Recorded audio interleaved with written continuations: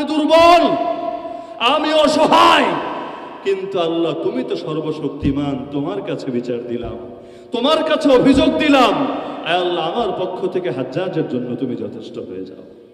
নিজেরা মোকাবেলা করলে সেই মোকাবেলা হয় সহজ।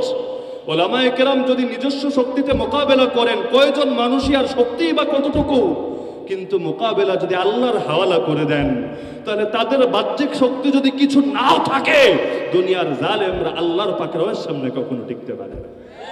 যার সবচেয়ে বড় প্রমাণ ছিল বদর, সেই বদর থেকে শুরু করে আজ কিয়ামত পর্যন্ত চলবে এই ধারা। এই কারণেই আল্লাহর নবী বলেছিলেন, ইত্তাকি দাওয়াতাল মাজলুম, মাজলুমের বদদুয়াকে ভয় করবা, খবরদার, ফাইন্নাহু লাইসা বাইনাহা ওয়া বাইনাল্লাহি হিজাব। মাজলুমের বদদুয়ার মধ্যে আর আল্লাহর মধ্যে কোনো পর্দা থাকে না। যেই বদদুয়াগুলো আমরা নিজেদের কানে শুনেছি, একটা বছর তো ছিলাম, একদিন দুই দিনের তো কারবার। আশপাশের রুম থেকে সেই শেষ রাতে যখন এক একজন মুরব্বী আলেম, যাদের কারো বয়স 50-এর ঊর্ধ্বে, কারো বয়স 60-এর ঊর্ধ্বে, কাউকে ধরে ধরে চালাতে হয়, তারা যখন আল্লাহ বলে একটা চিৎকার করতেন, পুরো ভেতরে বুকের মধ্যে এমন একটা কম্পন সৃষ্টি হতো, আমার বাইরের জিন্দেগিতে জীবনে এমন অনুভূতি হয়নি। পুরো ভেতরটা মোচড় দিয়ে উঠতো। আর যখন দোয়ায় হাত তুলতেন একসঙ্গে, মাঝে মধ্যে যখন সুযোগ হতো, সবাই মিলে অনুরোধ করতাম যে হযরত একটু দোয়া করেন সবাই নিয়ে। চেষ্টা করতাম সপ্তাহে অন্তত একবার হলেও সবাই মিলে আল্লাহর কাছে একটু দোয়া করতে, আল্লাহর কাছে ফরিয়াদ জানাতে। আরে কাশিমপুরের দেয়াল সাক্ষী, কাশিমপুরের প্রতিটা ইট বালু সাক্ষী, সেই সময় আল্লাহর কাছে যে চোখের পানিগুলো পড়েছে, এগুলো আমার আল্লাহ কখনোই ফিরাতে পারে না। কিয়ামতের দিন আমার আল্লাহ যখন প্রতিদান দেওয়া শুরু করবেন, তখন মাজলুমদের হালত দেখে জালিমদের কলিজা পুড়ে যাওয়া ছাড়া আর কিছুই ঘটবে না। এ কারণে সাখাওয়াত হোসেন রাজি হাফিজাহুল্লাহ কারাগার থেকে আসার পর আমার সাথেও তো দেখা হলো যেখানে, অথবা অন্যান্য জায়গায় লক্ষ্য করলাম, প্রতিটা বয়ানে একটা পয়েন্ট তিনি কমন বলছেন, ধ্বংসের ফয়সালা তো হয়ে গেছে, জমিনে খালি প্রকাশ পেতে বাকি। প্রথমে আমার একটু কেমন কেমন লাগতো যে এতটা কনফিডেন্স নিয়ে বলে কিভাবে, আল্লাহর কাছে কি ফয়সালা হয়েছে এটা বান্দা জানবে কিভাবে? কনফিডেন্সের লেভেল তো একটা থাকা দরকার, এত উচ্চ লেভেলে কেমনে গেল? পরে আমার মনে আসলো, আল্লাহ নবী বদরের ময়দানে সেজদায় লুটিয়ে কাঁদছে আর কাঁদছে, আল্লাহরে বলে, আয় আল্লাহ যে ওয়াদা দিয়েছিল ওয়াদা পূরণ করো, আয় আল্লাহ আজকে যদি এই বাহিনীকে তুমি হালাক করো, এই জমিনে কোনোদিনও ইবাদত হবে না।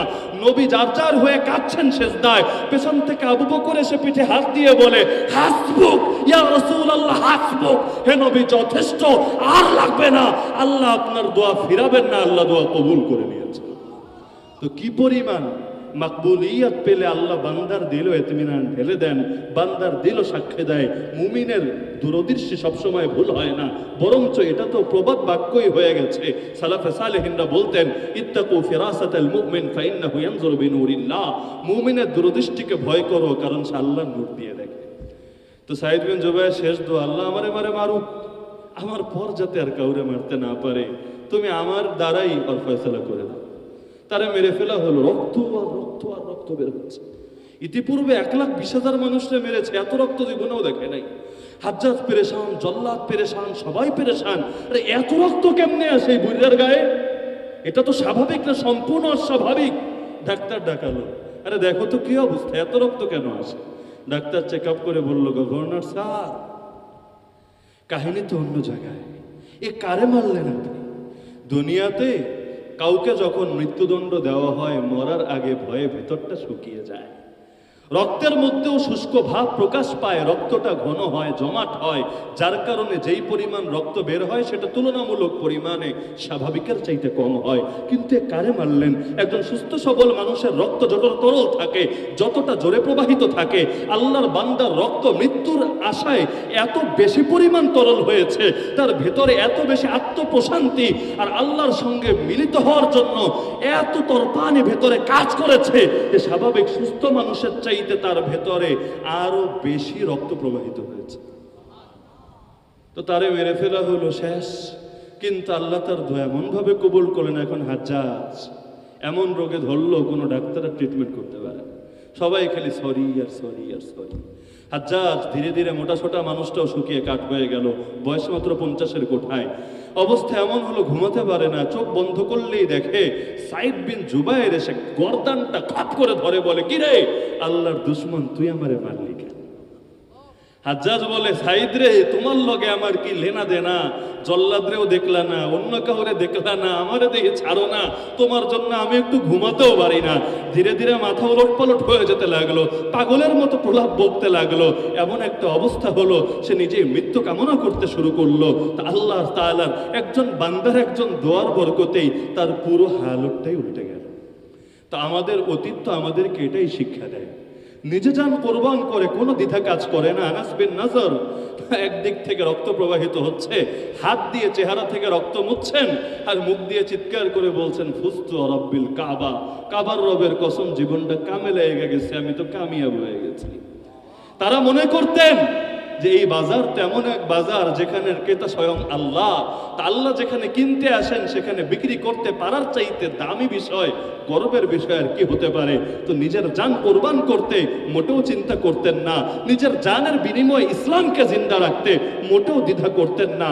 ইসলামের জন্য আল্লাহর নবীর রক্ত ঝরল, আবু বকর, ওমর, ওসমান, আলীর রক্ত ঝরল, হুসাইনের রক্ত ঝরল, নবীর 52,000 সাহাবী শাহাদাত বরণ করলেন দ্বীনের হেফাজতের জন্য রাদিয়াল্লাহু আনহুম ওয়া রাদু আন। কেউ মনে করলেন না আমি বেঁচে থাকা দরকার, বরং এটা ভাবলেন আমরা মরলে মরবো, ইসলামকে বাঁচিয়ে রাখা দরকার। তো একটা শিক্ষা যদি আমরা সকলের মধ্যে পেয়ে যাই, এই যে কোরবানির মাসে তো এই কথাটা আপনারাও বলেন যে বাইরের পশুকেই শুধু না, ভেতরের নফসের যে পশু আছে এটাকেও তো জবাই করা দরকার। তা আমাদের নফসকে আমাদেরকে আল্লাহর পথে কোরবান হতে দেয়? কারো নফস কি তাকে আল্লাহর জন্য নিজেকে উৎসর্গ করার সবক শিখায়?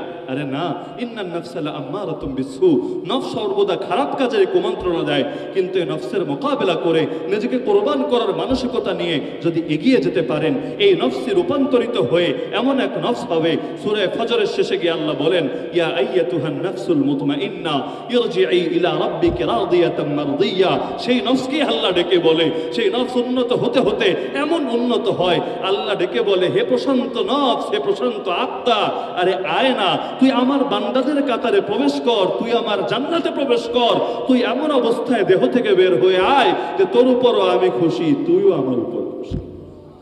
তা আজকে এই মাহফিল থেকে সকলে আমরা এই সবকটা নিয়ে যাই যে প্রত্যেকের করণীয় হলো নিজের জীবনের চাইতে ইসলামকে বেশি ভালোবাসা, নিজের সম্পদ, নিজের ফ্যামিলি, নিজের জান, নিজের মাল, নিজের সময়, নিজের যা কিছু আছে তার চাইতে ইসলামকে বেশি ভালোবাসা, ইসলামের জন্য যখন যা লাগে তাও কোরবান করতে রেডি থাকা।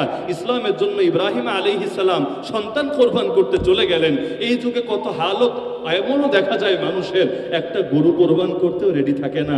পরিবারে 3 জনের উপর কোরবানি ওয়াজিব, একজন দিয়ে কাজ ছেড়ে দেয়।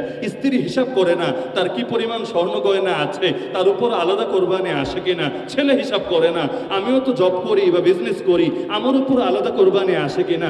বাপে একটা দেয়, এটাই মনে করে সবার জন্য যথেষ্ট হয়ে যায়। আবার দেওয়ার সময় বাপ যদি এমন হয় যে সিঙ্গেল ভাগ দিচ্ছে অথবা ছোট পশু দিচ্ছে, নামও নেয় না তো অন্য কারো, নিজের নামে করছে, তাহলে সে না তারটা আদায় করলো, তোমরা নিজেদেরটা তো আদায় করলা না। তা আল্লাহর জন্য এতটুকু কোরবান করতেই রেডি থাকলা না, আল্লাহর জন্য যখন জান কোরবান করা লাগবে পারবো তো কোরবান করতে?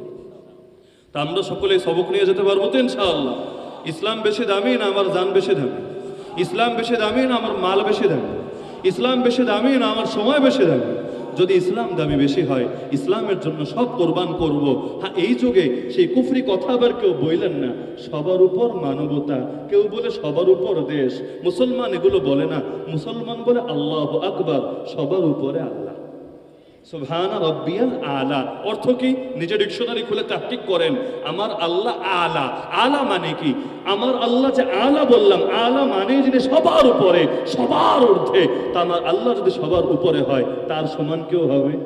তার চাইতে উপরে কেউ হবে? তো কিসের মানবতা আর কিসের দেশ? দেশকে কেন আল্লাহর সমান বানিয়ে দিচ্ছ? মানবতাকে কেন আল্লাহর সমান বানিয়ে দিচ্ছ?